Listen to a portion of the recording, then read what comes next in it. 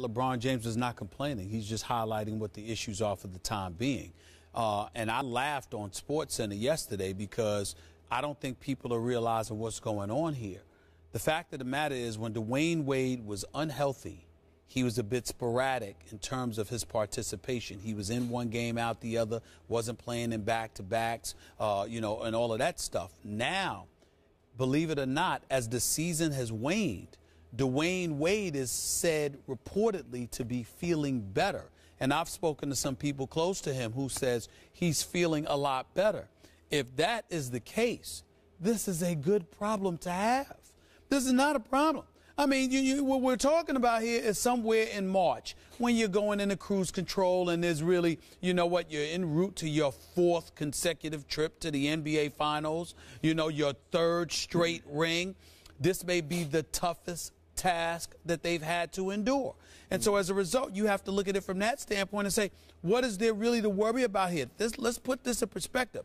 Dwyane Wade, when healthy, is a superstar. Dwyane Wade, when healthy, is a closer. Dwyane Wade is the 3-time champion on the Miami Heat. Not LeBron James, not Chris Bosh. That's Dwyane Wade. He's got 3 rings, not 2.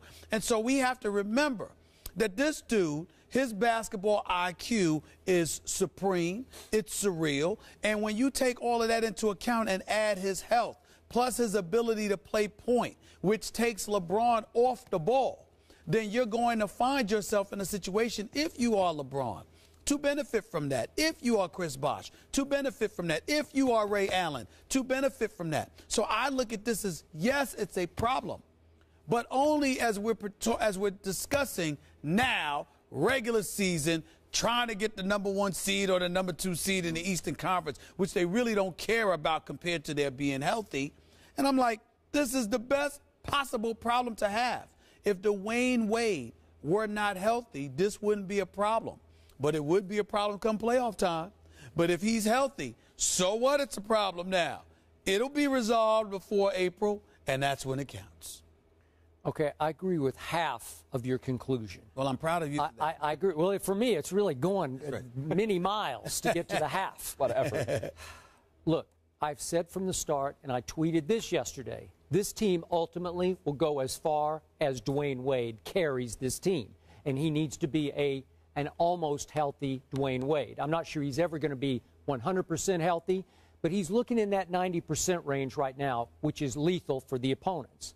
But what I did not see coming, because it's never come before, is that LeBron and D. Wade are a little bit at odds here. Not that they're hating each other or having any off-court issues, but it's starting to feel a little bit Westbrook-Durant issue, a little bit, I can't find my rhythm. These guys in the past, last year especially, they played beautifully with and off of each other, right? It was synchronicity. It was a beautiful thing to watch. They felt each other. They anticipated each other.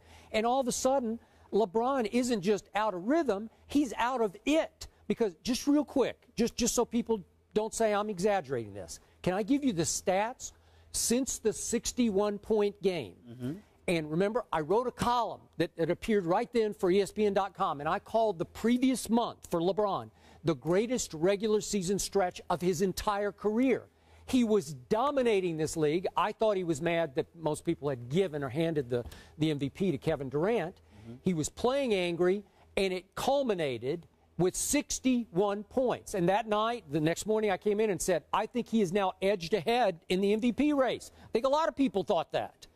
Since then, in fourth quarters, seven fourth quarters, and this team has lost 5 of those 7 games, mm-hmm. LeBron James is averaging 2.4 points per fourth quarter. On 5 for 21 shooting, he is 0 for 4 in all those 7 fourth quarters from 3. 0 for 4 from 3, and remember, on the 61-point night, he made his first 8 threes, including 5 for 5 in the third quarter. So, I look at these are the games in order. At Houston, 0. Spurs, 2 points in the fourth quarter. Bulls, 4. Wizards, 2. Nets, 2. Denver, 5. And then yesterday, Houston, 2 free throws. No field goals, just 2 free throws.